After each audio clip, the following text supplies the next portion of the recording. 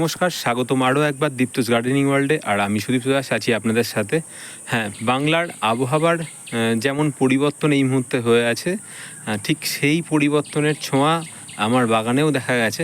আমি এইভাবেই বলছি, কারণ প্রেক্ষাপটটাই এমন, সময়কালটাই এমন, এবং সবার মনের চাহিদা, একটা বাগানির মনের চাহিদা এবং রাজ্যবাসীর মনের চাহিদা যেমন ছিল, সব কিছু একদম খাপে খাপ, পুরো সুন্দরভাবে মেলবন্ধনের সাথেই আমার বাগান পরিপূর্ণ হয়ে উঠেছে। এই প্রথমবার যেবার কিনা আমি প্রচুর পরিমাণে ফল, এবং আমি যে ইউটিউবে অনেক দিন ধরে ভিডিও করছি না, হ্যাঁ, কিন্তু গাছের পিছনেও কিন্তু টাইম দেওয়া হচ্ছে না। আসলে ব্যক্তিগত জীবন নিয়ে নাজেহাল নয় বললে খুব ভুল হবে, সরি। ব্যক্তিগত জীবন নিয়ে ব্যস্ততার মধ্যে আর সব জায়গা থেকে অবসর নেওয়ার মতো, কিন্তু গাছদেরকে তো ভুলে গেলে চলে না।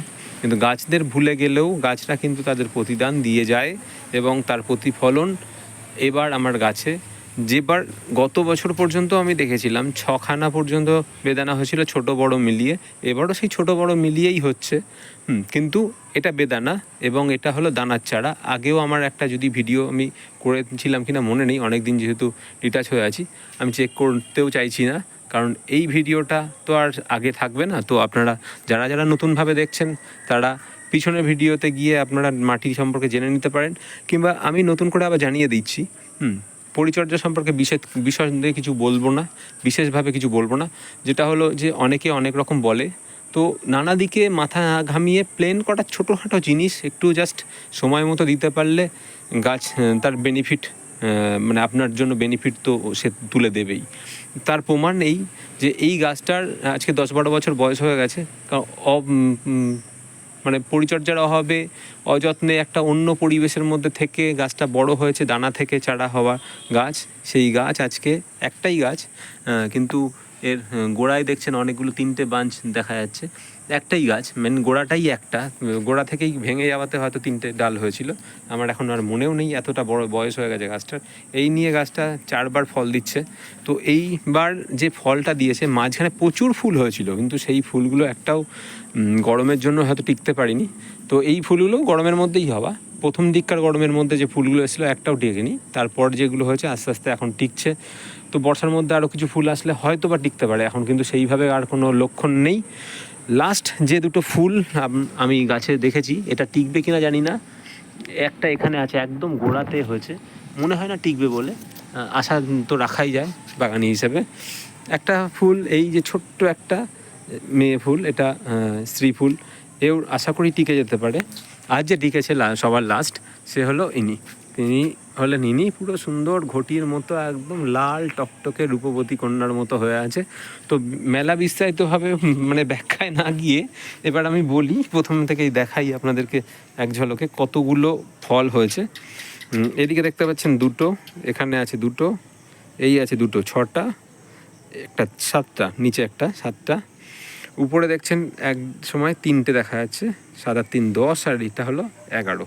তো এই মুহূর্তে 11টা, এবং আশাবাদী আরও 2টো নিয়ে, তো 11টা প্লাস আরও 2টো, যাই হোক, এই নিয়ে টোটালে আমার এই বেদানা গাছ আজকে তার পুরো স্বমহিমায় একদম। এটা যদি মাটিতে হতো, খুব খুব খুব সুন্দর ফল হতো।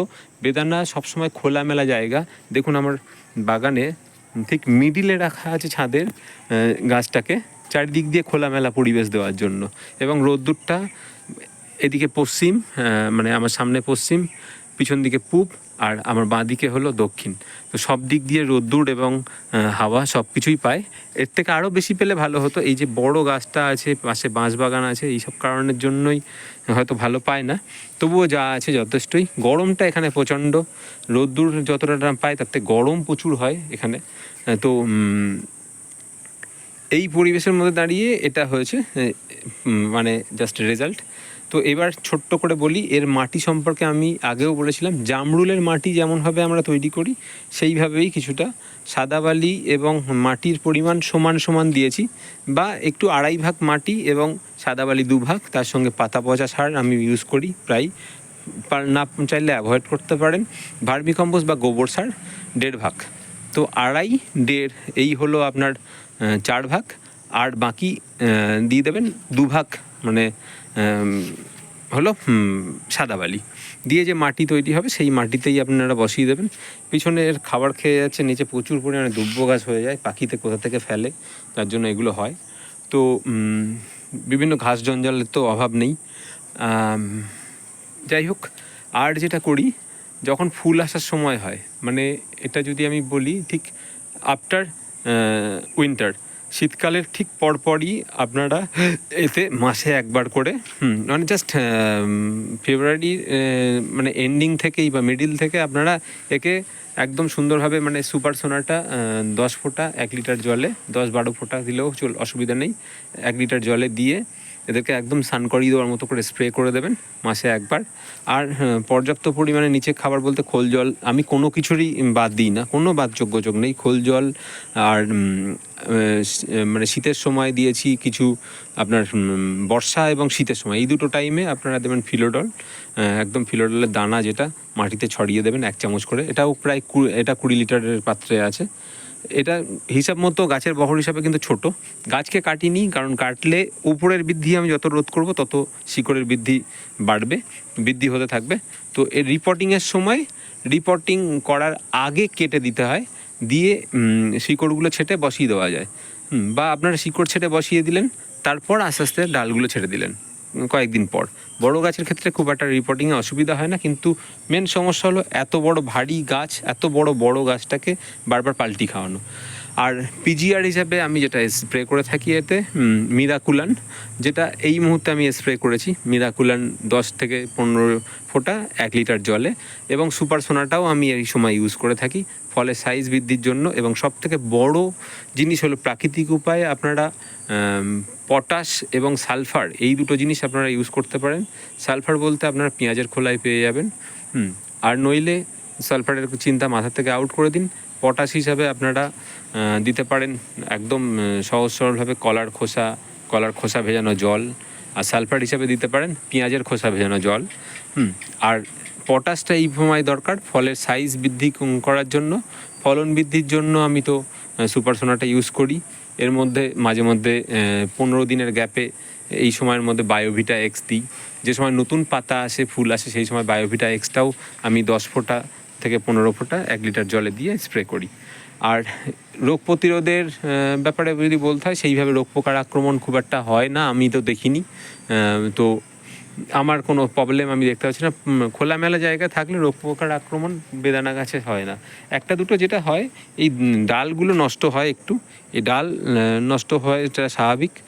বড় গাছের ক্ষেত্রে আমরা বুঝতে পারি না, টবের গাছের ক্ষেত্রে হয়। এগুলো আপনারা নর্মালি কেটে দেবেন বা ছেটে দেবেন, কোনো সমস্যা নেই, ওতে গাছের কোনো ক্ষতি হয় না।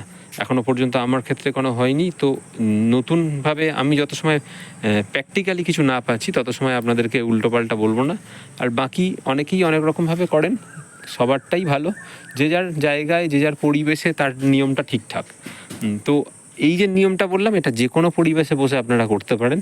হ্যাঁ, যদিও শীতকালের জায়গায় আপডেট আমি দিতে পারবো না, কিন্তু আমাদের এই ওয়েস্ট বেঙ্গলের ওয়েদারে যে কোনো জায়গায় বসে আপনারা এই নিয়মটা ফলো করতে পারেন, কোনো প্রবলেম হবে না। কাজ করুন, ভালো থাকুন, সুস্থ থাকুন। দেখা হবে আবারও পরবর্তী একটি ভিডিওতে।